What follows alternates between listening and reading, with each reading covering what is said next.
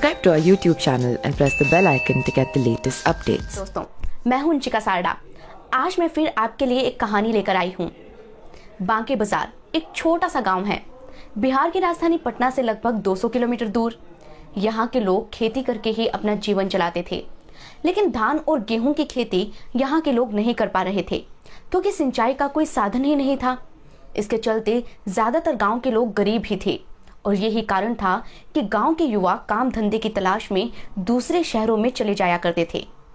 उसी इलाके में एक किसान रहता था और उसके बेटे भी काम धंधे की तलाश में घर छोड़कर चले गए। अब घर में बच्चे नहीं थे तो उसका भी मन नहीं लगता था, इसलिए वो अपने मवेशी चराकर ही टाइम पास कर लिया करता था। लेकिन एक दिन बकरी चराते हुए उसके मन में ख्याल आया कि अगर गांव में पानी आ जाए तो फिर फसल उगाई जा सकती है और ऐसे में गांव के लोगों को गांव छोड़कर बाहर नहीं जाना पड़ेगा। उसने देखा कि उसके गांव के आसपास बारिश तो अच्छी हो रही थी, लेकिन पानी रोक लेता था एक पहाड़।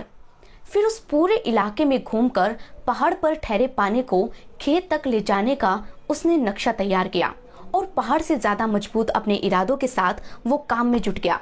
काम था पहाड़ को काटकर नहर बनाने का। उसे जब भी फुर्सत मिलती वो नहर बनाने के काम में लग जाता। उसकी पत्नी कहती कि ये क्या फालतू काम है, ये तुमसे नहीं हो पाएगा, लेकिन वो अपने काम में डटा रहता। और फिर 1 नहीं, 2 नहीं, 3 नहीं, 5 नहीं, 10 नहीं, बल्कि पूरे 30 साल के परिश्रम के बाद उसने गांव में एक नहर बना दी, जो उसने उस पहाड़ को काट कर बनाई थी। अकेले फावड़ा चलाकर करीब 3 किलोमीटर लंबी, 5 फीट चौड़ी और 3 फीट गहरी नहर उसने बना दी, वो भी बिना किसी की मदद के। उस किसान ने अपने चट्टान जैसे मजबूत इरादों से एक पहाड़ को काटा ही नहीं, बल्कि पहाड़ को काटकर नहर का निर्माण कर दिया। 30 साल बाद इस अगस्त में जाकर उसका काम पूरा हुआ और अब की बरसात में उसकी मेहनत का असर दिखाई दिया। जब गांव में नहर पहुंची तो किसानों के चेहरे खिल उठे। उसका ये कारनामा धीरे धीरे अखबारों की सुर्खियों में छा गया। जी हाँ, ये किसान लोंगी भुइया ही हैं, जिनका नाम आज पूरे देश में चर्चा में है। लोंगी की सरकार और सिस्टम ने कोई मदद नहीं की, लेकिन वो खुद अपने काम में लगे रहे और सफल भी हुए। नतीजा ये निकला कि आज वो देश के नए माउंटेन मैन के नाम से प्रसिद्ध हो गए हैं। लोंगी की मदद के लिए आगे आए अब आनंद महिंद्रा। लोंगी को एक ट्रैक्टर चाहिए था, जो आनंद महिंद्रा ने उन्हें देने का वादा किया है।